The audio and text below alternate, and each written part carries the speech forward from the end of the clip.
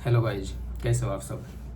थोड़ी व्यस्तता की वजह से मैं वीडियोस नहीं बना पा रहा हूँ, बट अभी मैंने शेड्यूल में डाल दिया आपने कि आप लोगों की हेल्प कितने टाइम कब करनी है, तो अभी वीडियो कंटिन्यूसली आते रहेंगे।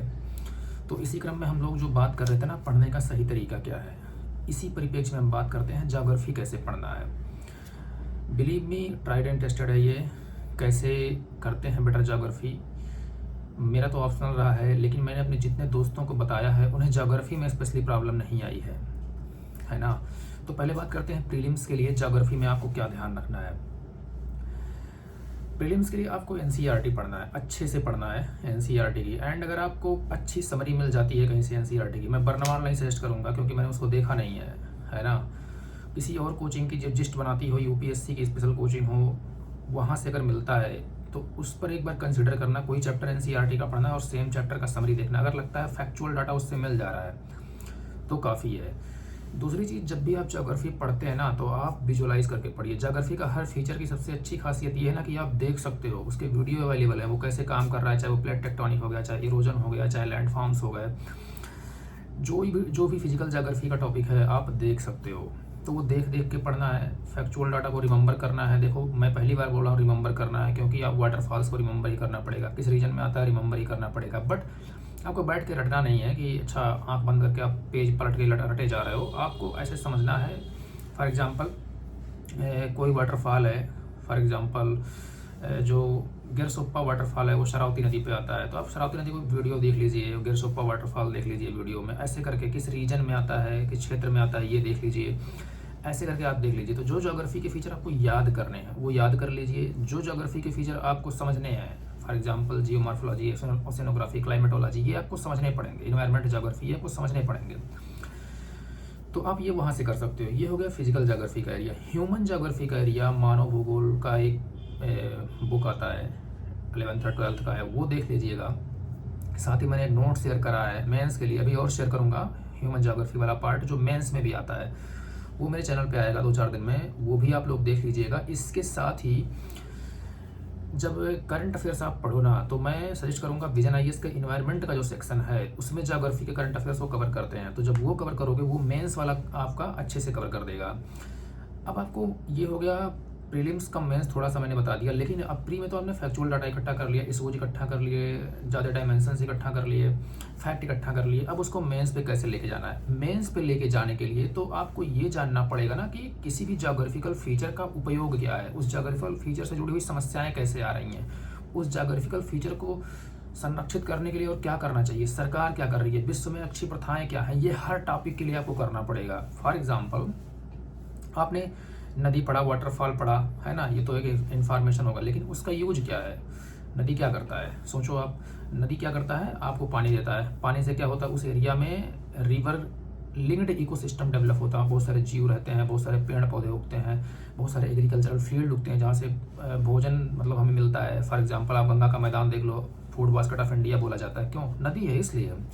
तो नदी का असली उपयोग क्या है, ये है हम बिजली पैदा करते हैं, हम सूखे से बचते हैं, हम वहाँ पे कई सारे टूरिज्म सर्किट बना देते हैं। फॉर एग्जांपल, बनारस में जाकर आप देख लो, जहाँ पे वाटरफॉल्स है वहाँ पे देखो लोग जाते हैं, वहाँ पे फोटो खींचते हैं, नहाते हैं, कुछ भी करते हैं। तो टूरिज्म डेवलप होता है। टूरिज्म डेवलप होने से वहाँ की लोकल इकोनॉमी डेवलप होती है, वहाँ पे ट्रांसपोर्टेशन डेवलप होता है, वहाँ के कल्चर के बारे में लोग जान पाते हैं, वहाँ के जो फूड हैबिट्स है वो हम जान पाते हैं। मोस्टली साउथ इंडिया में जाके हम क्या करते हैं, वहाँ के फूड खाते हैं, फिर आगे नॉर्थ में बनवाते हैं, है ना।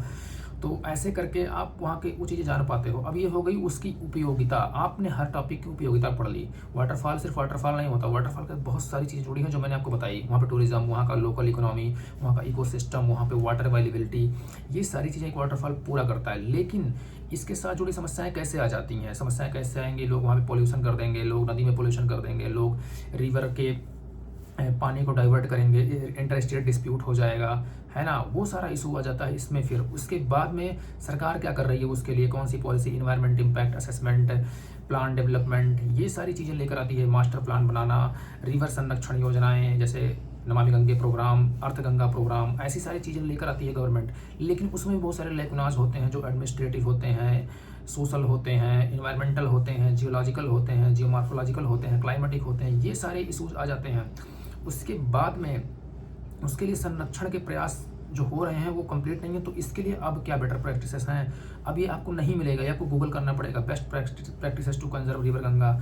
ये सारी चीज़ें जब आपके नज़र में आएंगी, आपके सामने देखोगे ना, ऐसे आप करोगे, रिवर गंगा को आप देखोगे तो नहीं मिलेगा, क्योंकि इंडिया जो करना था वो कर चुका। बेस्ट प्रैक्टिसेस 1-2 एग्जाम्पल मिल जाएंगे, लेकिन जब आप सर्च करोगे कि best practices to conserve rivers in North America, है ना, अब नॉर्थ अमेरिका के जो बेस्ट प्रैक्टिसेस यूज किए गए हैं वो इंडिया में आप इंप्लीमेंट करने का सजेशन करोगे। जब मेंस का एग्जाम लिखोगे कि रिवर गंगा में ये सारे इशूज हैं, इतने सारे प्लान होने के बाद ये सही से इंप्लीमेंट नहीं हो पा रहा है, लेकिन इसके लिए और वे फॉरवर्ड क्या है, वो वे फॉरवर्ड आप कहाँ से दोगे, यूएसए से उठा के देखो, चाइना से उठा के देखो, थाईलैंड से उठा के दोगे, ब्रिटेन से उठा के देखो, उनकी नदियाँ कितनी साफ होती हैं, मतलब पिक्चर में देखो लगता है भाई क्या ही नदी है इनकी, अपनी देख लो इतनी गंदी दिखती है, मेरा दिमाग खराब हो जाता है ना। तो ऐसे बेस्ट प्रैक्टिसेस उठा के जब वहाँ पे लिखोगे ना कि इस रिवर के बेटर संरक्षण के लिए ऐसा किया गया है जिसे भारत में इंप्लीमेंट किया सकता है, इंटरनेशनल कोलेबोरेशन किया जा सकता है, तो ऐसे करके आप जब एग्जाम्पल दोगे ना तो एग्जामिनर को लगेगा यार बच्चे के पास एक प्रॉब्लम सॉल्विंग अप्रोच है, और तब आप बेटर आंसर लिखोगे और उसका नंबर मिलेगा।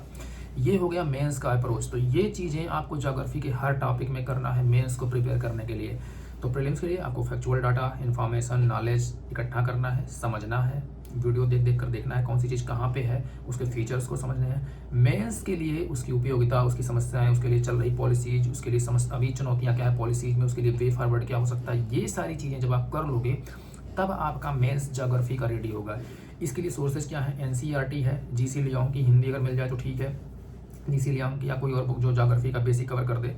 इसके साथ विजन आईएएस का जो करंट अफेयर्स मैगजीन आता है उसमें जो इन्वायरमेंट का सेक्शन होता है वो, इसके साथ ही विजन आईएएस का जो क्लासरूम स्टडी मटेरियल है ज्योग्राफी का वो 3 या 4 पार्ट में 700-800 पेज का है, उसमें से सेलेक्टिव चैप्टर्स आपको पढ़ने पड़ेंगे फिजिकल और ह्यूमन ज्योग्राफी के लिए, जो जरूरी है, ह्यूमन ज्योग्राफी के लिए ज़्यादा जरूरी है, उसमें ट्रांसपोर्टेशन वगैरह भी उन्होंने कवर कर दिया है, तो वो वहाँ से कवर हो जाएगा, तब आप बेटर आंसर लिख पाओगे। अदरवाइज पढ़ते रहो ज्योग्राफी, जीएस वालों के लिए बड़ा ही भयानक सपना होता है ज्योग्राफी की, यार ज्योग्राफी नहीं मेरा अच्छा हो रहा है, तो ज्योग्राफी के लिए ऐसे जब करोगे ना ज्योग्राफी कभी आपको कमज़ोर नहीं रह जाएगा। तो मुझे लगता है आपको एक एग्जाम्पल से मैं समझा पाया हूँ कि ज्योग्राफी कैसे पढ़ना है। होप करता हूँ कि इससे आपको थोड़ा समझ में आएगा, कुछ इंसाइट मिला होगा। मैंने 6 बार प्रीलिम्स लगातार निकाला है, तो आप इस पर भरोसा कर सकते हो। तो आगे हम बात करेंगे अदर सब्जेक्ट से, तब तक इस वीडियो को देखिए और एंजॉय करिए, और मेरा चैनल सब्सक्राइब कर लीजिए और अपने दोस्तों को शेयर कर दीजिए ताकि मुझे मोटिवेशन मिले, है ना। फिर मिलते हैं अगले वीडियो में, धन्यवाद।